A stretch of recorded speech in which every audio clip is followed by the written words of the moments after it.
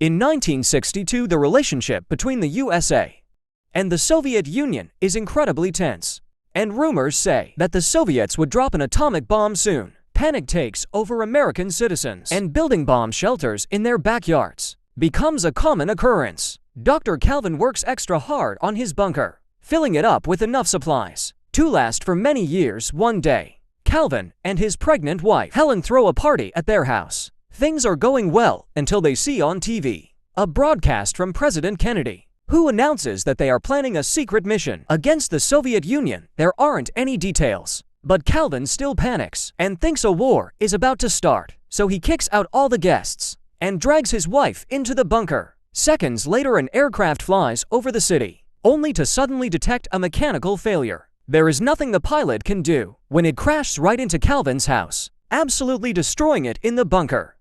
Calvin hears the noise and feels all the shaking, so he assumes the war has started and quickly seals the door. He explains to Helen that he can't open it manually. The door will open on its own after 35 years, which is the time for nuclear particles to normalize in the atmosphere soon. The authorities arrive to check the debris left by the accident, and since they can't find any proof of life, they assume Calvin and Helen have died. In the crash, days start to pass, and Calvin feels at home, but Helen hates it down there. One day, her water finally breaks in. With the help of her husband, she gives birth to a cute baby boy.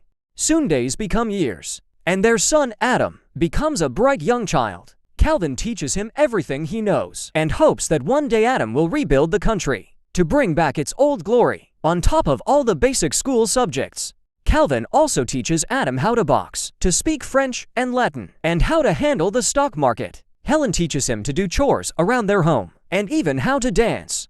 Calvin also gives Adam his collection of baseball cards and tries to explain sports to him, but Adam has some trouble imagining so many people. Both parents teach them very good manners, but never curse around their son, who is growing up to be very naive and sheltered. The family easily finds a routine to suit their daily life that allows them to go pretend shopping in the mini-mart, fake fishing in a tank, take care of plants, and build an extra room for Adam. They also have a lounge area to read, play games, and simply relax while hanging out. Meanwhile, above them, the land that used to be their house is sold and becomes a variety of business through the years. First it is a diner, then a pizzeria, and later a nightclub. In 1995, Adam turns 33 and gets gifts his parents made themselves. When he blows the candles, he wishes to find the perfect partner one day. Helen mentions there are only 2 years left, and Calvin says he will miss this place when the time comes, causing Helen to go into another room to scream her frustration out. In 1997, the 35 years finally end, and the door opens itself. The family is excited to get out, but Calvin tells them he should do a quick check first to make sure it's safe. After putting on a radiation suit, he takes the elevator out and appears in an abandoned building that has become the home of a bunch of drunk beggars. Melker is so shocked by the vision of a glowing man emerging from the ground that he passes out. Then Calvin leaves the building, only to be shocked by all the changes. There are graffiti everywhere, people handling guns as if they were toys, adult stores full of merchandising that discussion, and weird-looking people who we can understand when they speak. Terrified, Calvin rushes back to the bunker and explains that although the air is breathable, the neighborhood is still a post-apocalyptic wasteland full of crazy mutants. He concludes they must stay in the bunker, and his words cause Helen to finally snap. She yells at him as she explains how sick she is of being locked up and how important it is for Adam to get in contact with nature. Calvin refuses to change his mind, and the argument causes him to have a heart attack. With Calvin sick and supplies almost running out, Helen decides to send Adam outside to get enough food for a couple of years. She gives him some cash in a shopping list, telling him to stay at the Holiday Inn and to keep an eye out for a not mutated girl. Before Adam leaves, Calvin tells him not to enter the adult video store because it has harmful levels of radiation. Once he is done packing, Adam finally goes outside and discovers Melker has started a little temple around the elevator to worship Calvin's family, considering them holy beings. Adam goes outside and is incredibly happy to finally see lots of things. For the first time, the amazing sky buildings, trees, and even other people who consider him a weirdo. He gets excited over every single little thing and says hello to any person walking by him. accidentally using a slur to refer to a black woman when he greets her, because he is extra excited to see another skin color. When he passes by the adult video store, he covers his nose and warns others to do the same.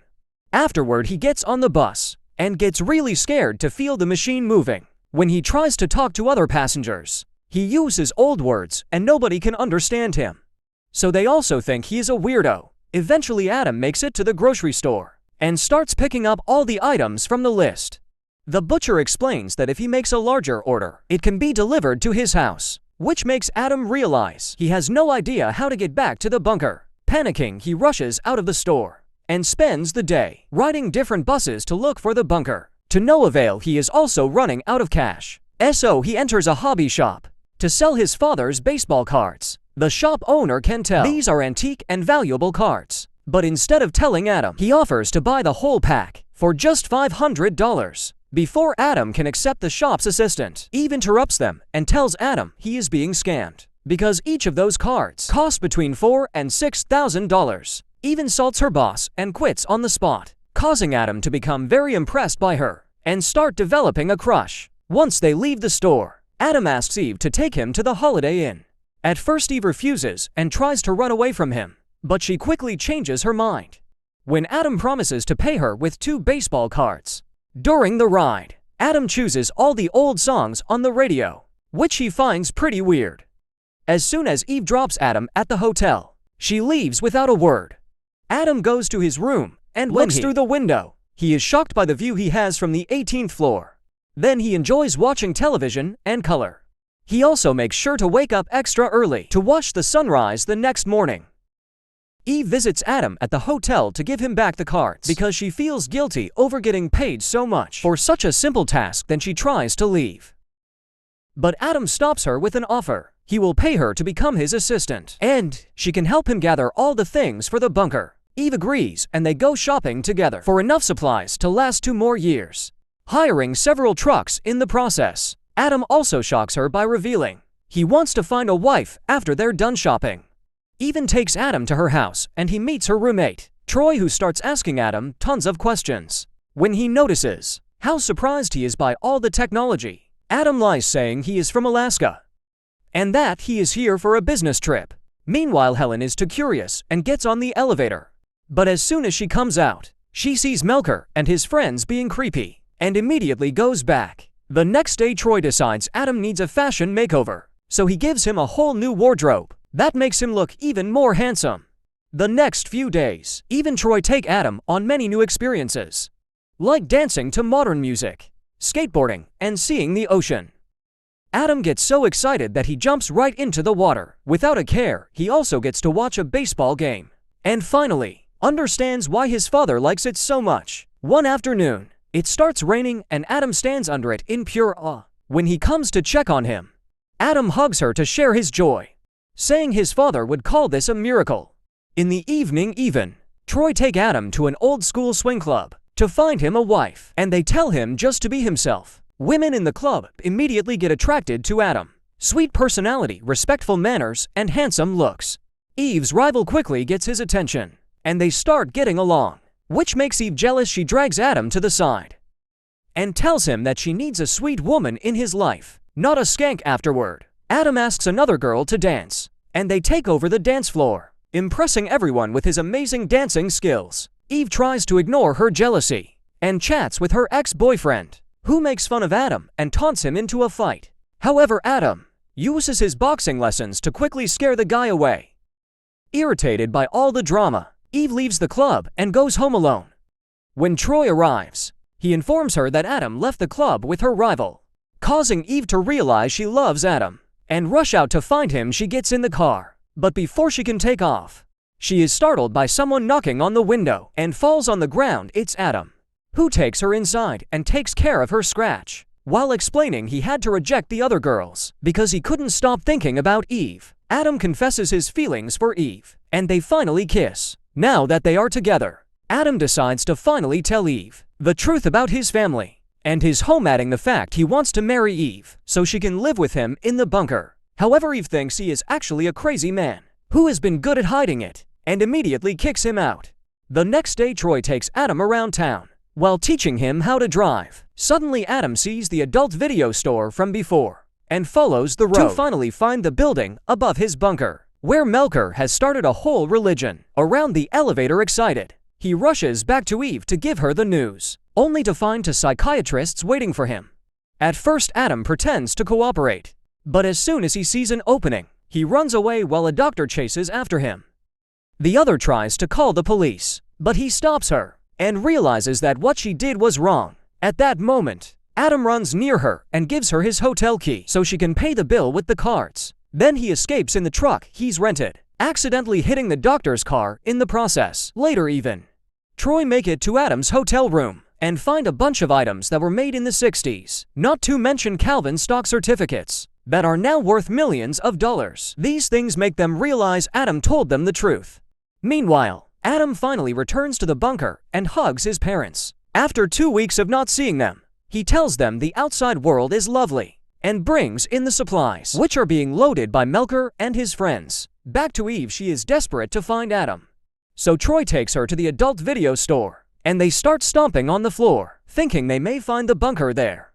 Obviously, they find nothing and decide to leave. But on their way out, they see Adam about to enter the neighboring building.